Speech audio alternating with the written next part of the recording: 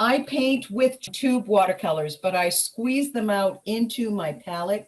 And if you're a beginner watercolor painter, I really recommend that you do that because it's hard to get the right amount of pigment when it's loose out of the tube.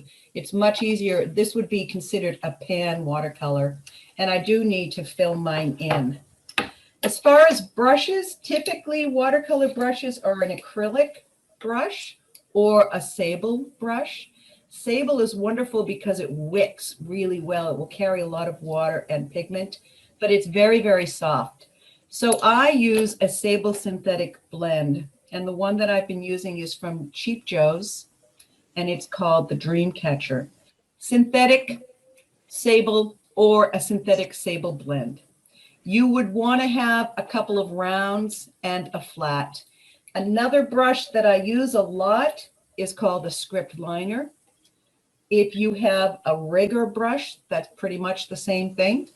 And if you have never used a Fritsch scrubber before, you will learn how to do that with me, because that's another brush that I love to use.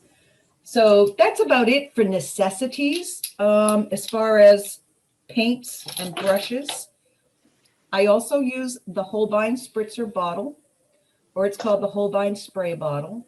And I would recommend you pick one of these up if you don't have it. They're $3 or $4. Sometimes we use masking fluid, and the masking fluid that I like to use is called PBO drawing gum. I like it because I can see where I've put it on my paper because it's kind of a bluish color. And then when it dries, it gets a little more gray. So if you don't have that, you might want to pick up some masking fluid. This is a mask remover. It's really filthy, but it still does the job. You can get one of those, or you can use your finger. You'll also want to have, obviously, a pencil. I think it'd be great if you have a sketchbook. Just bring that along, or even some paper from your printer. You want a white plastic eraser. I'm really flying through these, aren't I? For the pencil, I like to use an HB. Another thing that I really like is to use a mechanical pencil, because you always have a nice fine point.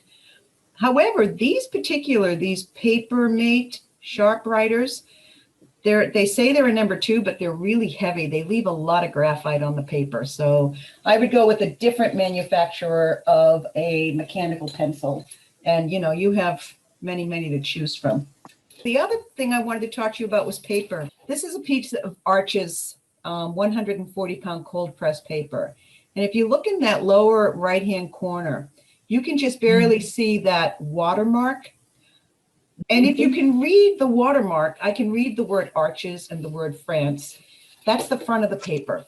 And when I buy my paper, it's 22 by 30, and I cut it down to these little pieces. So I always mark the back of my paper. See?